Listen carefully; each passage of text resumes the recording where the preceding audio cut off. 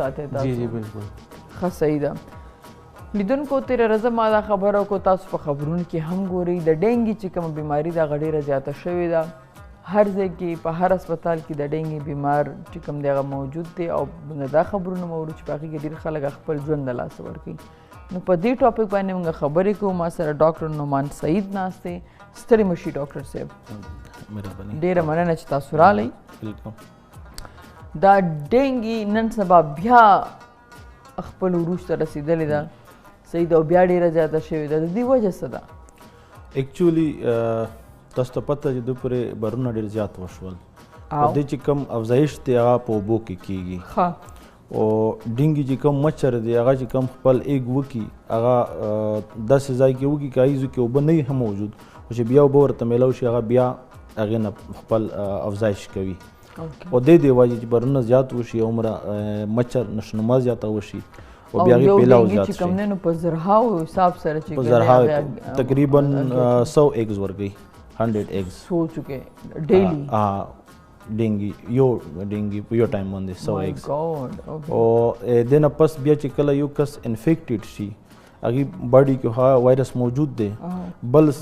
مچر راغی چې هغه کې ډینګي وایرس نشته ده، خو هغې هغه کس وچیچو کټې کو هغې نه هغه وایرس ټرانسمیټ شو بل کس ته لاړو. هغې د وجې دا ټرانسمیشن ډېر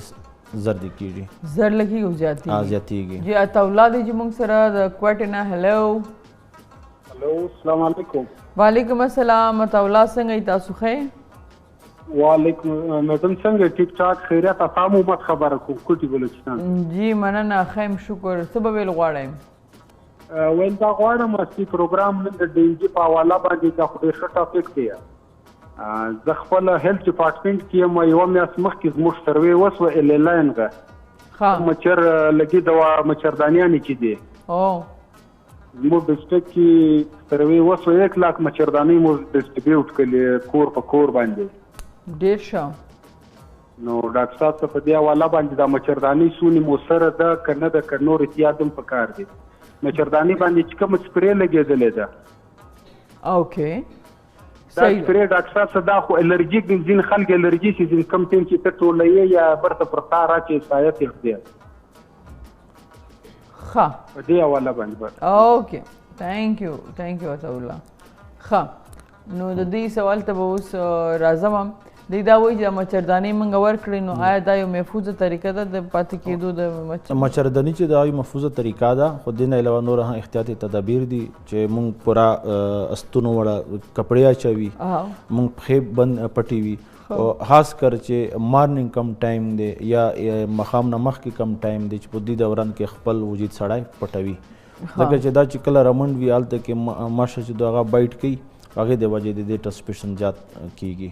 او مچرداني یو لکه موږ یو احتیاطي تدابیر ویای شي، دا یو احتیاطي او ښه تدابیر دی. خو دې نه علاوه چې کوم انفیکټډ کسان وي هغې دپاره هم مچرداني استعمال پکار دی چې هغې نه بیا نورو کسانو ته بیماري نشي لاړه. اوکې او د هغې وجې تاسو دا هم وښودله چې چاته ډینګي بیماري ده نو هغې د مهرباني دا وکړي چې بل ماشي دې نه څکي. یو عام ماشي چې دی هغه دله ټک نه ورکوي، ځکه د یو ډینګي بیمار ته یو عام ماشي ټک ورکو او هغه ماشي لاړو بل چا له ټک ورکو نو دا ډینګي هغې ټرانسفر کوو. دا داسې بیماري ده که نه چې دا موږ ورته وایي ویکټر ټرانسمیشن که نه، د دې پوره یو څه ذریعه پکار وي د دې ټرانسمیشن دپاره. دا هوې ذریعې سره یا عام ټچ کولو ذریعې سره نه پیلاو کېږي. اوس ماشي چې دا هغه یو ویکټر ده، هغې چې یو بیمار انسان ته ټک ورکو بیا هغه ماشي لاړه بل روغ انسان ته ټک ورکو، هغې ذریعې سره دا وایرس وي هغې ته ټرانسمیټ شي. ښه دا راته وایي چې د ډینګي د بیماري لکه اوس یو خو کووډ دی نو په هغې کې هم تاسو تبه کېږي، صحیح د زکام هم تاسو ته کېږي، عام د ویدر چینج کېږي نو هغې وجې سره هم تاسو زکام او تبه کېږي. د ډینګي نښې نښانې چې کومې دي هغه څنګه موږ معلومولی چې بهی ما ته ډینګي ده؟ ډینګي خو لکه یو دا موږ علامات ویلی شي که نه چې یو کس ته ټمپریچر کېږي هغې تقریبا 102 104 ټمپریچر وي او باډي ایکس وي ورته لکه ملا خوږېږي، سترګې خوږېږي، سر بندېږه وي، الټۍ ورځي، زړی کچه کېږي، دا یې دې نښې دي. او دې نه علاوه دې دپاره موږ یو ټیسټ کوي چې هغه په ارلی ډیز کې کېږي، پیله 4 ورځو کې، ای ته وایي NS1. نان سټرکچرل پروټینز وي هغې مونږ ټیسټ کوي ورته په لیبارټرۍ کې او په علاجه طریقې سره کیږي او په هغې کې مونږ ته پته ولګي چې یاره دا کس ته ډینګي شوي که نه دی شوی او بل دې نه علاوه مونږ پی سی آر باندې هم د دې ډیټیکشن کوی شي او پهلا چې چاته هم دا علامات وي چې هغې ته یا زړه کچه کېږي یا ټمپریچر وي ورته یا وجود ستړی ستړي کېږي وجود یې خوږېږي جاینټس خوږېږي هغې ته پکار ده چې هغه خپل ځان وکړي ټیسټ وکړي او معلومات وکړي چې ماته یا ډینګي شته یا نشته. ښه دا راته وایي چې تاسو ویلې چې اولنۍ 3-4 ورځو کې چې کوم دی هغې ټیسټ کولی شي او که دا 3-4 ورځو نه واوړي او هغې ټیسټ وکړي نو بیا 2 ټیسټونه چې دي هغه وړاندې 4 ورځو کې پکار وي او نه پس بیا یو بل ټیسټ دی هغې ته مونږ وایي آی جي جي آی جي ایم آی جي جي مونږ ته دا ښیي چې یاره دې کس ته مخکې ډینګي شوی که نه دی شوی زوړ انفیکشن ښیي او آی جي ایم چې دی هغه مونږ ته کرنټ انفیکشن ښیي او د 4 ورځو نه پس بیا هغې دپاره مونږ آی جي آی جي ایم ټیسټ کوي که هغې کې آی جي ایم پازیټیو راغی اټ مینس چې دا کس انفیکټ شوی دی او د دې چې کوم مدافعتي نظام دی چې زمونږ کم باډي آرمي مونږ ورته وایي امیون سیسټم هغه ډیولپ دی او هغې خلاف خپل فایټ کوي او هغه وایرس یې دا ختموي. ښه دا راته وایي چې که چاته ډینګي وشي نو څه کول پکار دي؟ ضروري ده چې هغه په هسپتال کې ایډمټ شي که نه په کور کې هم د هغه علاج کیدی شي؟ نه ډینګي خو څه داسې خاص هغه نشته ټریټمنټ نشته که نه چې مونږ وایو چې یاره دا پروټوکول دی دې مطابق به ته کوي هغه سیمپټمز ریلیټډ به ته هغې ټریټمنټ کوي. لکه اوس فار ایگزامپل ټمپریچر دی ورته ته به ټمپریچر هغې والا لاندې ساتې دی 100 نه لاندې 102 نه لاندې که ته نه ټمپریچر های نشي. صحیح شو. اوس ټمپریچر به نه ښایي که هغې دپاره به ته پیناډول یا پیراسیټامول استعمالوي او پیراسیټامول چې مختلف کم هغه دي هغه ته استعمالولی شي د درد دپاره او د ټمپریچر دپاره. این علاوه اوبسکل زیات پکار دي فلویډ انټیک زیات پکار دی عام پپیته چې دو خلک زیات استعمالوي د ګنې رس شوم دا اوس میټر راغلی ګریپ فروټ دا ټول فروټس ته استعمالولی شي. فلویډ انټیک سیوا کوي او 10-20 منټ هغې ته چهل قدمي پکار ده چې واک کوي لږ واک پکار دی چې هغې باډي نغوي او داسې خوراکونه ده کوي چې هغې سره د دې امیون سیسټم ډیولپ کېږي چې کمزوري نه وي. څومره امیون سیسټم کمزوري کېږي هغه هغومره به په هغې باندې بیماري سیوا کېږي. ډېر خلک دې نه مري مړ کولو خو دا هغه دي چې په هغې کې پلیټلیټس کمیږي چې کله دا وایرس انفیکشن وشي هغې خلاف چې کوم زمونږ انټي باډیز دي هغه ورسره دغه زمونږ چې کوم پلیټلیټس دي هغې هغه سټارټ کړي ډیتس ورسره سټارټ شي هغه چې ډیکلاین کېږي هغې د وجې هغې ته بلیډینګ سټارټ شي پوزې باندې وینه راځي یا د باډي نوره هغه نه پارټس نه بلډ سټارټ شي او هغې د وجې چې پلیټس کله لاندې راشي هغې د وجې هغې ته دې ته هیموریجک فیور وایي هغې د وجې به دی هغه ټمپریچر کنټرول کېږي نه او د وایټ پلیټس چې دي کمیږي که نه پلیټلیټس دا څه ورته وایي پلیټلیټس ورته وایي پلیټلیټس پلیټلیټس دا وایټ پلیټس اټس پلیټلیټس دا پلیټلیټس څه شی دی او دا په کم لیول باندې بیا کمیدل شروع کېږي؟ پلیټلیټس اصل کې زموږ چې باډي کې کم خون دی که نه هغه 3 قسمه دی یو ته وایي ریډ بلډ سیل یو ته وایټ بلډ سیل او یو پلیټلیټس. صحیح ده.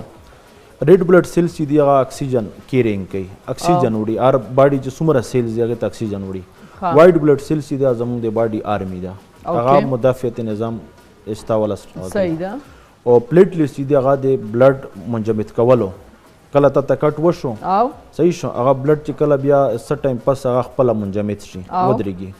هغې کې د کردار دی. اوس چې پلیټلیټس کم شول 1,50,000 د دې لوور لیمټ دی لوور رینج دی چې دې نه لاندې راځي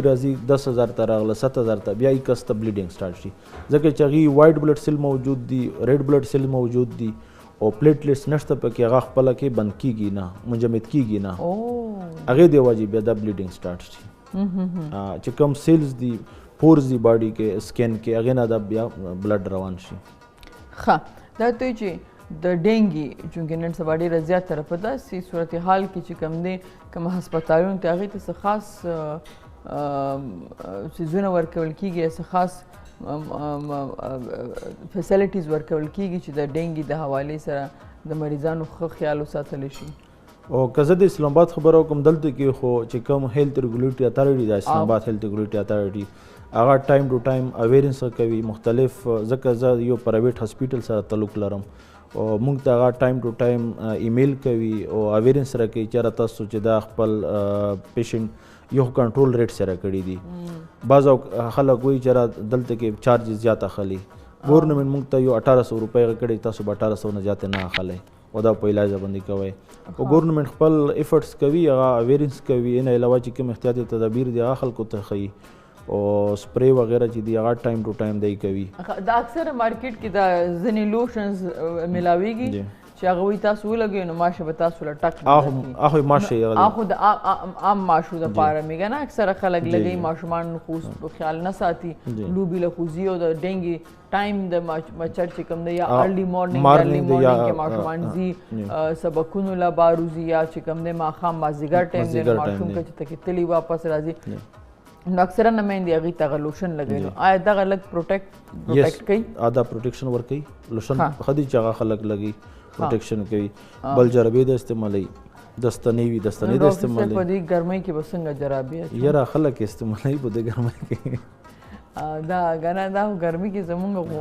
پروټیکشن خو به کوي که نه ښه نو یاره دا چل به کو دا لوشن به ولګو دي جرابونه لوشن ښه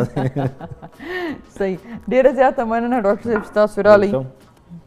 که تاسو دا راته وایئ چې اوسه پورې پاکستان کې په ډینګي باندې څونه مریضان اخته شوي دي یاره دې پورې چې کوم اوس چې کرنټ روان دی تقریبا 20% پرې زما چې خپل کم دی 20% پرې کسان چې دي هغه انفیکټډ دي صحیح ده او هغه ایریاز کې ډېر سوا دي چې کم ایریاز کې اوبه زیاتې دي یا بارونه زیات شوي دي او دا خبره چې بارانونه یا سیلاب چې کوم راغلی سیلاب راغلی د هغې د وجې لکه دا ګورنمنټ ته یو پیله هم پکار وه چې کله سیلاب راغی هغې سره د ډینګي خلاف یو هغه جهاد اعلان کړی و د دې پروټیکشن شو د دې نه څرنګه به خلک ځان کوي چېرته اوبه ولاړې دي هغه ته هغه وري شګه ورړي هغه بند کړي ختم یې کړي اوبه ختم کړي چالته کې هغې افزایش نه کېږي تھینک یو ور مچ جی ډاکټر صاحب چې تاسو راغلئ ډېره زیاته مننه لیدونکو د ډینګي حوالې څنګه چې د کووډ حوالې سره بیا پروګرام کېږي ما داسې لګي چې د ډینګي حوالې سره بیا پروګرام پکار دی بیا په دې ډسکشن پکار دی تر څو دا خبره تر هر انسان پورې ورسیږي چې دا یو داسې بیماري چې سره تاسو ژوند په خطر کې راځي تاسو ژوند هم تلی شي نو انشاءالله نور پروګرامونه کې موږ په دې باندې خبرې کوو بیا به خبرې کوو ډاکټر صاحب ډېره زیاته مننه تھینک یو ویری مچ جناب د شمع پخلي طرف ته ځم او کوم چې توا چکن دی هغه تیار شو جی افراسیاب تاسو دا ډیش آوټ کو د خیره سره جی میم دا ډیش ریډي شو ښه په دې بس ګارنیشینګ کوئ دا څه دي دا جینجر دی میم ښه دا جینجر دی دا ادرک چې موږ ورته وایو جی ادرک موږ ورته وایو او دا ټومیټوز دي دا ټومیټوز دي جناب دا راته دا ګارنیشینګ ډېر ضروري او میم اصل کې ګارنیش اولی ضروري لاست دغه یې دی او ګارنیش سره یو خو فوډ هم ډېر ښکلی ښکاري او دا لاس کې څه کېښوده پې دا لاس کې میم لیمن سلایسز دي جی ډېر زبردست افراسیاب تھینک یو ویری مچ جی تاسو ډېره مننه او دا اخر کې هم پې څه تاج کېښود دا چلی دی میم دا ګرین چلی دی ګرین مرچکې دی لیدونکو شمع کوکینګ آیل کې نن افراسیاب تاسو ته چکن توا چې دی هغه تیار کو شکل نه خو ډېر لذیذ لګي دا به زه ټرای کوم خو تاسو پروګرام به ختم کو نو بیا به زه ټرای کوم بیا به ورته ستاسو هم زړه کېږي نو کور کې خامخا تاسو چې دا ټرای کې اوس راکې ما له اجازت په لوی الله مسپارم د الله په امان